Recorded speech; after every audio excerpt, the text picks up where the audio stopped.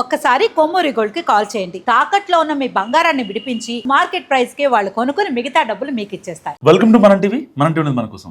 Telangana CM బడే భాయ్తో యుద్ధానికి సిద్ధమయ్యారా? ధాన్యం కొనుగోలు విషయంలో డెడ్ లైన్ పెట్టడం వెనుకున్న రేవంత్ వ్యూహం ఏంటి? కేంద్రంపై వరుసగా చేస్తున్న మాటల దాడి వెనుక ప్లాన్ ఏమైనా ఉందా? తమ్ముడే పేకాటేనన్న సంకేతాలు ఇస్తున్నారా? కేంద్రంతో సఖ్యత కోరుకుంటాం కానీ రాష్ట్ర ప్రయోజనాలను మాత్రం పణంగా పెట్టబోమని క్లారిటీ ఇచ్చేస్తున్నారా? అసలు రేవంత్ రెడ్డి కొత్త గేమ్ ప్లాన్ ఏంటి? తెలంగాణ సీఎం రేవంత్ రెడ్డి కేంద్ర ప్రభుత్వంతో పాటు కేంద్ర మంత్రి కిషన్ రెడ్డి టార్గెట్గా వరుస కామెంట్లు చేస్తున్నారు. ధాన్యం కొనుగోలు వ్యవహారానికి సంబంధించి ఇటీవల మీడియాతో చిట్ చాట్ సందర్భంగా కావచ్చు, ఆదిలాబాద్లో జరిగిన సభలో కావచ్చు, కేంద్ర ప్రభుత్వంతో పాటు అందులో భాగమైన కిషన్ రెడ్డిని ప్రత్యేకంగా ప్రస్తావించి సవాల్ విసారు తెలంగాణ సీఎం. తెలంగాణ నుంచి వరి, మొక్కజొన్న, సన్ఫ్లవర్ను పూర్తి స్థాయిలో కొనాల్సిందేనని డిమాండ్ చేశారు. అదే సమయంలో ఈ నెల 15 వరకు రాష్ట్రంలో రైతులు పండించిన ప్రతి గింజను తమ ప్రభుత్వం కొంటుందని స్పష్టం చేశారు ఆయన.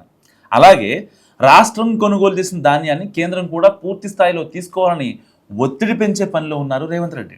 సో దీన్ని బట్టి చూస్తుంటే కేంద్రం పూర్తిగా ధాన్యాన్ని కొనుగోలు చేయకుండా రాష్ట్ర ప్రభుత్వాన్ని రాజకీయంగా ఇరకటంలో పెట్టాలని చూస్తే ఊరుకునేది లేదన్న ఇండికేషన్ ఇచ్చేసినట్టు కనిపిస్తోంది అంటున్నారు పరిశీలకులు. సో 15 తర్వాత సంగతి తేలుస్తానంటూ కేంద్రంపై మొదటిసారి తన మాటల వాడిని పెంచారు రేవంత్ రెడ్డి. ఇటు రాష్ట్ర ప్రభుత్వం పూర్తి స్థాయిలో ధాన్యం కొనుగోలు చేస్తున్నా అక్కడక్కడ రైతులు ఇబ్బంది పడుతూనే ఉన్నారు. అయితే ఉన్న వనరులన్నింటినీ వినియోగించి పనిచేస్తున్నట్లు కూడా చెప్తున్నాయి ప్రభుత్వ వర్గాలు. సరే, ఈ నెల జూన్ 2వ వారం లోపు పూర్తిగా ధాన్యాన్ని కొనేయాలని డిసైడ్ అయింది ఇక్కడ రేవంత్ సర్కార్. అయితే తెలంగాణ బీజేపీ నేతలు కళ్ళాల్లో తిరిగి ఆందోళన చేయడాన్ని సీఎం రేవంత్ రెడ్డి సీరియస్గా తీసుకున్నారట. రాష్ట్ర ప్రభుత్వ పరిధిలో ఉన్న అన్ని వనరులను ఉపయోగించి ధాన్యం కొంటుంటే కేంద్రం నుంచి సహకారం లేకపోగా రాజకీయం చేస్తున్నారనేది ఆయన అభిప్రాయం అట. అటు ఛత్తీస్గఢ్, పంజాబ్ లాంటి చోట్ల రాష్ట్ర ప్రభుత్వం సేకరించిన ధాన్యాన్ని పూర్తిగా కేంద్రం తీసుకుంటుంది.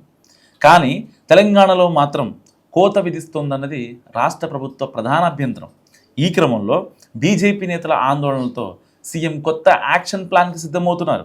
ఈ నెల 15 తర్వాత ఢిల్లీ కేంద్రంగా కార్యాచరణ మొదలు పెట్టాలని సీఎం భావిస్తున్నారట. సో దాంట్లో భాగంగానే వరుసగా కేంద్ర ప్రభుత్వంపై ఒత్తిడి పెంచే పనిలో ఉన్నారు. రాష్ట్రంలో ధాన్యాన్ని కొనాలని ఒత్తిడి పెంచిన కేంద్ర ప్రభుత్వంలోని అధికార పార్టీ వాళ్ళు మాత్రం పూర్తి స్థాయిలో ఎందుకు తీసుకోవడం లేదంటూ ఆందోళనకు రంగం సిద్ధమవుతుంది.